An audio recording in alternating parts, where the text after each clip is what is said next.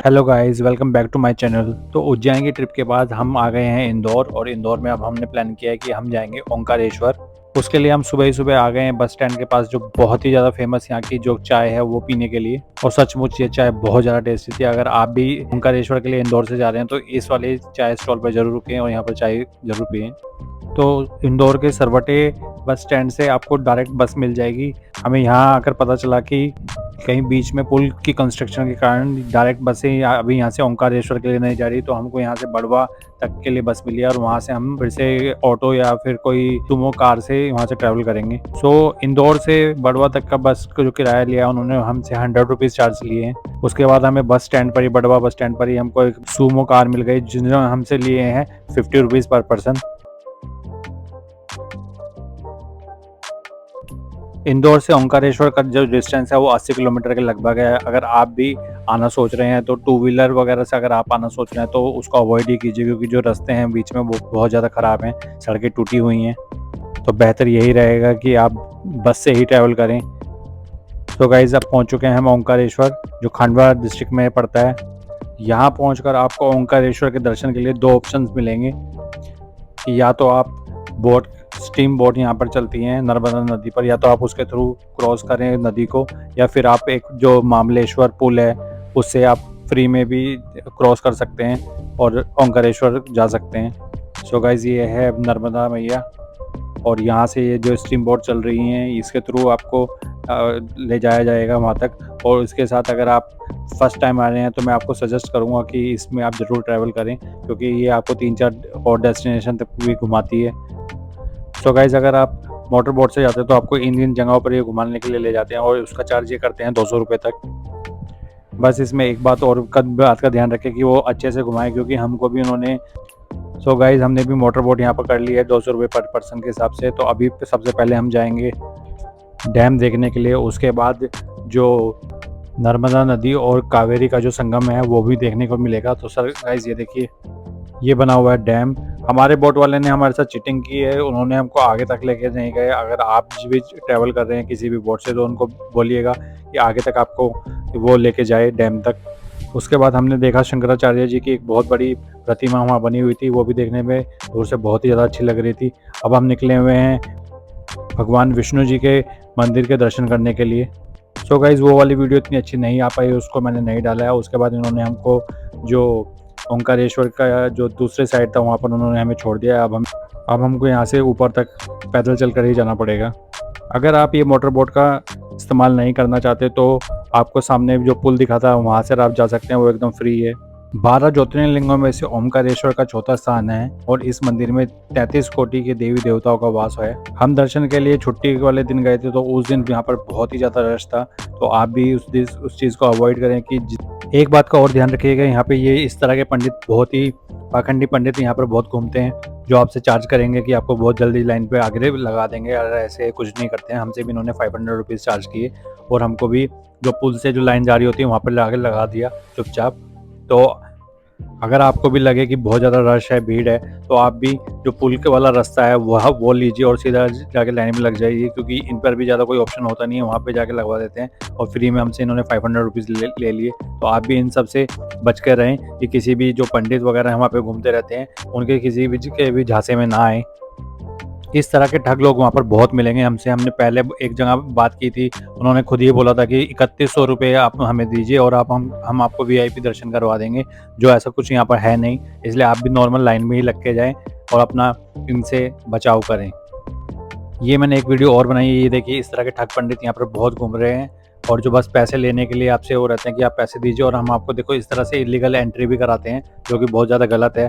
अगर कोई भी मैनेजमेंट वगैरह यहाँ पर अगर देख रही है इस वीडियो को, तो वो भी इस बात का ध्यान रखें कि इस तरह से दर्शन किसी के भी नहीं होने चाहिए। अगर सब लाइन में लग रहे हैं तो सभी को समान रूप से मंदिर में देखा जाना चाहिए।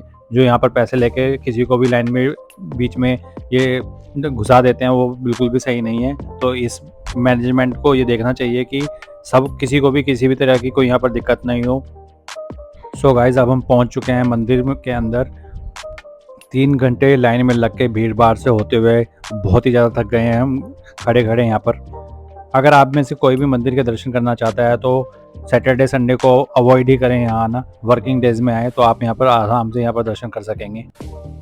तो अब हम पहुँच चुके हैं मंदिर के अंदर तक, अब हम जाने को के लिए वेट कर रहे हैं गर्भगृह में। और सचमुच बहुत ही ज़्यादा भीड़ है और बहुत ही ज़्यादा मिसमैनेजमेंट है। इसमें मैं तारीफ़ करूँगा महाकालेश्वर मंदिर की, जो उन्होंने जो कॉरिडोर बनाया है वो बहुत ही अच्छा बनाया हुआ है कि जो, और वहाँ पर दर्शन बहुत ही आसानी से और ईज़िली हो जाते हैं और मैनेजमेंट वहाँ का बहुत ही अच्छा है। उसमें ओंकारेश्वर का जो मैनेजमेंट है वो बहुत ही ज़्यादा ख़राब है। क्योंकि महाकालेश्वर उज्जैन में जब हमने दर्शन किए तो किसी भी तरह की कोई दिक्कत नहीं हुई, और यहाँ पर ऐसी कोई चीज़ नहीं थी कि जिसमें दिक्कत ना हुई हो, हर चीज़ में यहाँ पर दिक्कत ही दिक्कत। आइए मेरे साथ आप भी दर्शन कीजिए ओंकारेश्वर का, महादेव का। जय ओंकारेश्वर, बोलो हर हर महादेव। तो अब मैं आपको बताता हूँ कि आपको दर्शन करने के लिए क्या क्या यहाँ पर करना चाहिए। सबसे पहले तो अगर आप देख रहे हैं कि रश बहुत ज़्यादा है, बहुत ज़्यादा भीड़ है, तो आप सीधा मंदिर के अंदर तक जाइए। वहाँ पर एक पास बनाने के लिए एक विंडो दी हुई है, जहाँ पर आप थोड़ा डोनेशन देके 500 रुपीज़ की वहाँ पर आप जल्दी से एंट्री वहाँ पर मिल सकती है।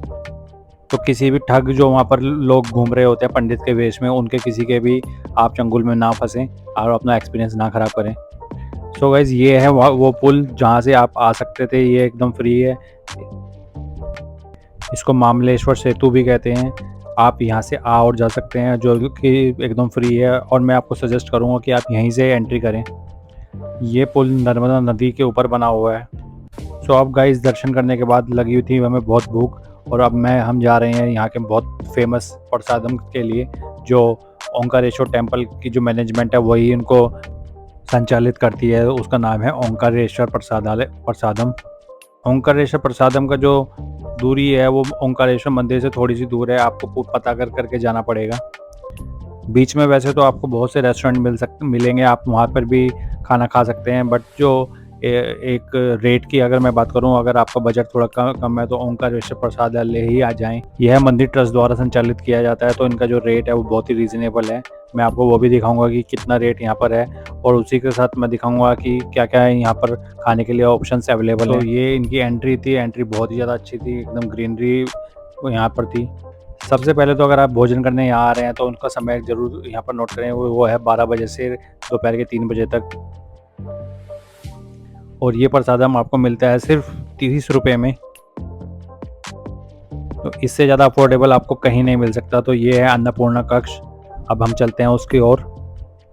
यहाँ पर आपको अपनी जो स्लिप है वो सबमिट करनी होती है।